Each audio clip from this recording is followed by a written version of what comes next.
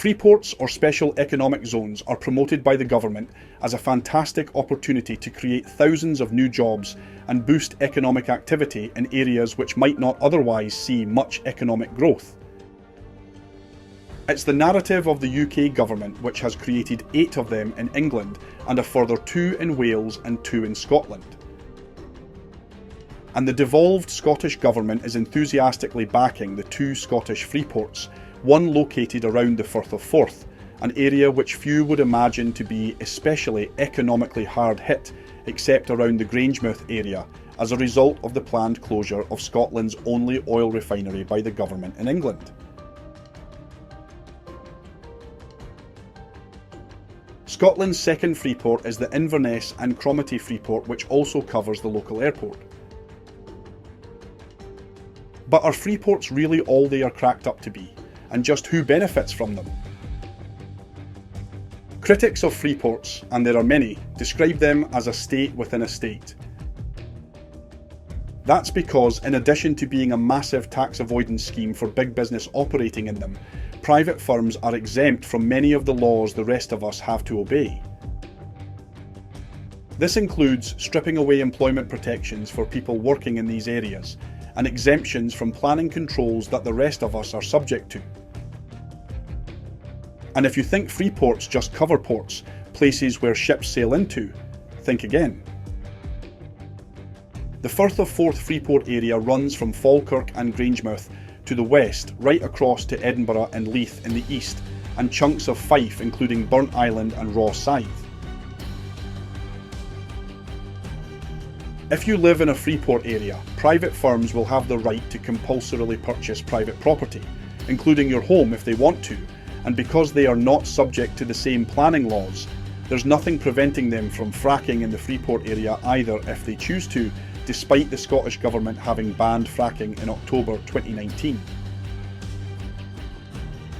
Critics, including organisations like Funding the Future, formerly Tax Research UK, describe freeports as deeply dangerous places, where the normal rule of law is suspended for the benefit of private capital, at the expense of workers in the communities which host them.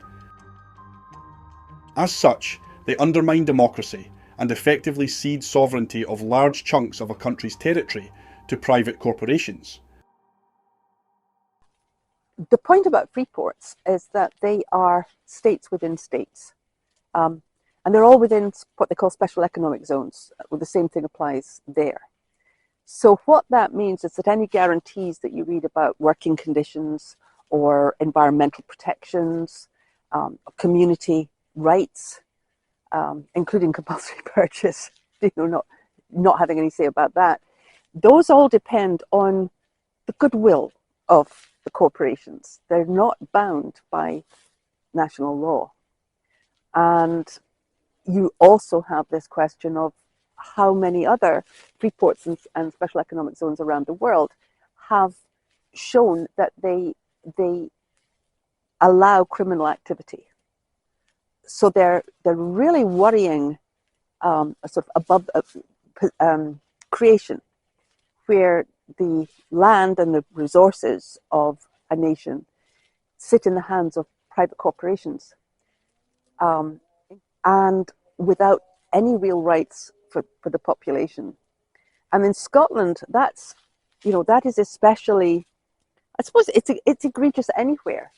But, in Scotland, the people own the land. We are the Scottish Crown. The Scottish Crown never went away. So legally, the Scots are the owners. The owners were never even consulted about taking their sovereignty, creating mini-states, extracting those resources, potentially bringing in criminal corporations, absolutely no guarantees of human rights, environmental protections, workers' rights, nothing. And simply doing that over the heads of the people of Scotland when we are sovereign. That's part of our, it's not just an old tradition, that's Scots law. That is absolutely Scots law. And so we need to find a way to challenge this. And we are going to be looking very carefully at how to do that.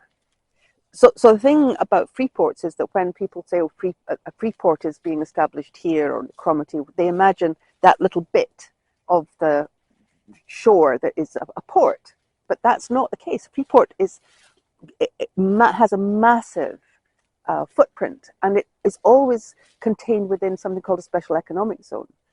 Now, the special economic zone that is going to be set up here goes all the way out across to Edinburgh, you know, or just about. It's a massive area. So when they talk about what kind of services we'll have, or what's good, you're talking about a corporation actually pretty much running everything, being in charge, or a corporate conglomerate, with the right to compulsorily purchase land, houses, you know, farmland, your house, my house. It's not just what you would think of in terms of a commercial requirement the council needs to extend the sewage works, or you know, you need a factory storage place here, and then or an extra railway line. You're talking about something in which people have no comeback whatsoever. And this isn't the government, this isn't the council. These are corporations deciding what they'll take, and you know, and again, outside the law of the land, outside Scots law. Given all of these concerns, why are the Scottish Government and local authorities like Falkirk Council enthusiastically backing these freeports? It's a very good question, and if I'm being perfectly honest, I think we maybe have arrived at this just that fraction too late. I've spoken to a couple of colleagues, councillor colleagues, who say that freeports are here now and we have to make do with what we've got. I think that's a bit pessimistic. I think we have to still keep on top of what's going to go on in these freeport areas. I just hate the whole idea of giving up the sovereignty of part of Scotland, if you like, to multinational, international, and we don't have any real control over that.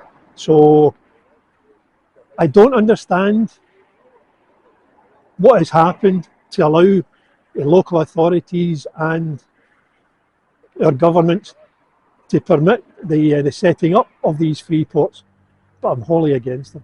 The amount of secrecy surrounding these freeports is astonishing, so it is no surprise that it has been left to groups like Salvo to let the people of Scotland know what has been going on in their name. As well as surrendering control over large swathes of Scotland to private multinational companies, many critics of freeports say that evidence from other places in the world that have them is that the number of promised new jobs is vastly exaggerated, and that many of these jobs are existing jobs lost in areas outside freeports, as firms relocate to take advantage of tax avoidance opportunities and removal of employee rights within these special economic zones. Although these freeport areas are promoted as a means of boosting economic activity in deprived areas, the Firth of Forth is not, on the face of it, an economically deprived area, except for the fact that the UK government is shutting down Scotland's only oil refinery in spring 2025, with the direct loss of 400 skilled jobs. To add insult to injury, owners of the Grangemouth oil refinery are set to earn a multi-million-pound windfall when the plant closes next year due to a loophole in a key climate scheme. The impact on the local area will be immense. If you look around you, you'll see there's many subsidiary companies that are reliant on maintenance contracts, supplying goods to the refinery behind us.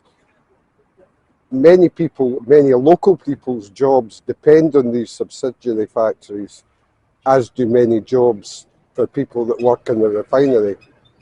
The refinery is not just a job, it's a career. And it takes you've got to learn an awful lot to be in it. And things change, it improves, so you're constantly keeping up to speed. And if we lose that skills base, then that's gone forever. You can't suddenly, 10 years down the line, saying we've cleared the factory, we're now ready for new green industry, and expect that expertise still to be there. It will be gone. and that's sad. Councillor Spears is in no doubt that the closure of Grangemouth is a political decision. I think it's like a scorched earth policy for Scotland. For a nation the size of Scotland not to have a refining capacity is a deliberate act. And this is a deliberate act. When you put our whole security at risk depending on one set of docks, then you are doing a deliberate act. If anything was to happen to that docks, you close down the whole country. It makes us a dependency, like Gibraltar, the Falklands. We're a country and we need a refining capacity. Any hope that the Firth of Forth Freeport will compensate for the loss of the Grangemouth refinery is pretty slim and does not compensate for the further continual erosion of Scotland's assets under the control of the UK English government in London. And the loss of control over these areas is a very real threat, believes Councillor McCabe. Where I really worry is the lack of sovereignty, and I use sovereignty meaning a lack of control. As a local authority, we are tasked with enforcing planning regulations, planning law within our community. Freeports put a barrier to the local authority, meaning that we, as a planning enforcement, we are not allowed to cross that boundary. The Freeport can get away with carte blanche without applying for planning permission, whatever. I've had the ridiculous situation where a young lady had to pay a £300 planning application to put a shed in her back garden. Do you know what? The Freeport here doesn't even have to worry about that. They can build whatever they like here, and we don't have any say at all in that. Other factor for me is even our police. They don't have any legislation that allows them to get access into the Freeport. Scottish Fire and Rescue, it's all handled internally within the Freeport. I've got grave difficulty with that. As a local authority, we're responsible for domestic rates, non-domestic rates, planning enforcement, health and safety, all of these regulatory controls. And as I say, I'm the last person for heavy bureaucracy or whatever. But we do need an element of control. And I feel that setting up with Freeports, it's fundamentally is money. It's maximising profit for shareholders of these international companies. But secondly, it's to negate any influence that we as a local authority can have within the boundaries of the Freeport. And I'm dead against that. I'm just dead against that. Furthermore, he, like other critics, remains sceptical that freeports such as the one on the Firth of Forth will bring thousands of new, well-paid jobs to the area. Instead, he believes, companies will use the lack of employment regulations as a means to drive down costs and maximise profits for their shareholders. I personally don't believe that they will bring the promise of the jobs that they've stated. I think already the hypothetical 50,000 jobs has gone down to something like 34,000 jobs. So we've had a 15% loss of the alleged promise of these jobs already. Do I see the jobs, the high-paid jobs coming? No, I don't. In fact, quite the reverse.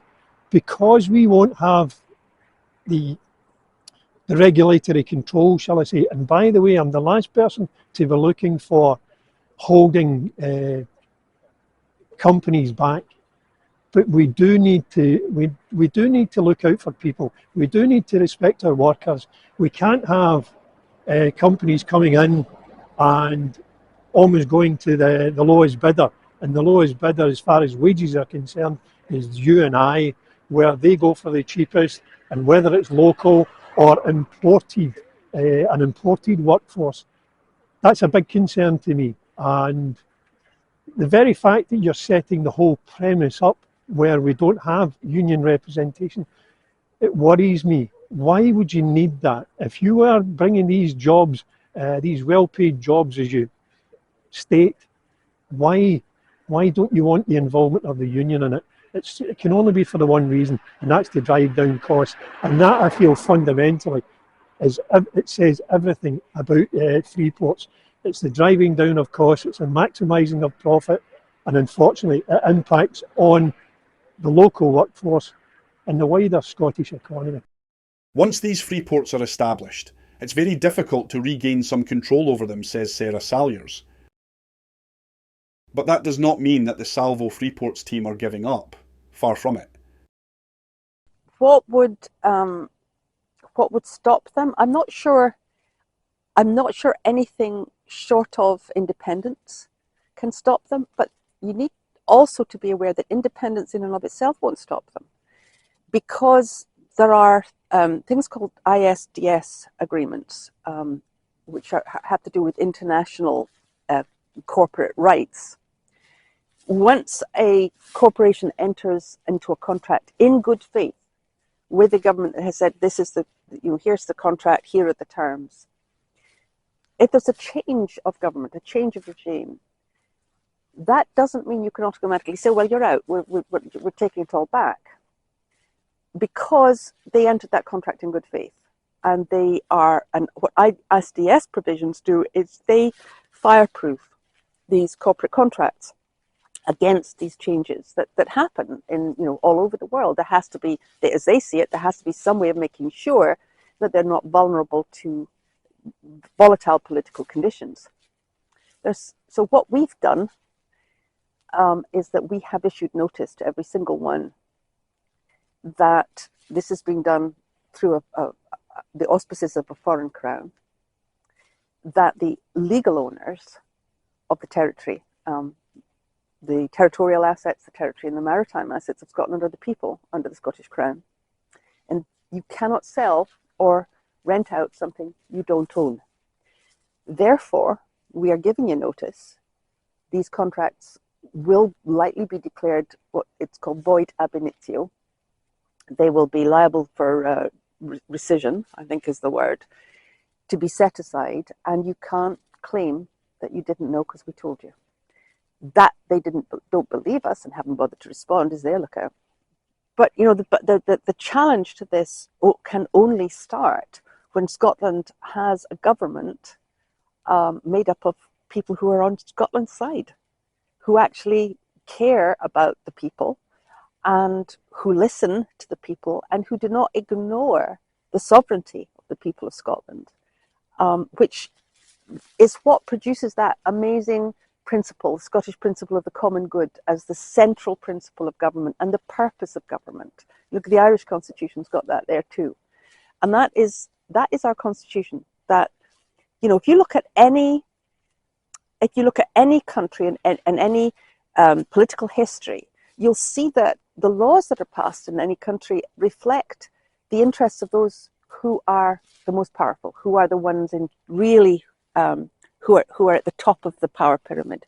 Now in Scotland, we have laws going right the way from the Declaration of the Clergy, which isn't a law, it's like the Declaration of Arbroath, which makes the people sovereign. They can appoint their own ruler and government, all the way through to the Claim of Right, where it's the people.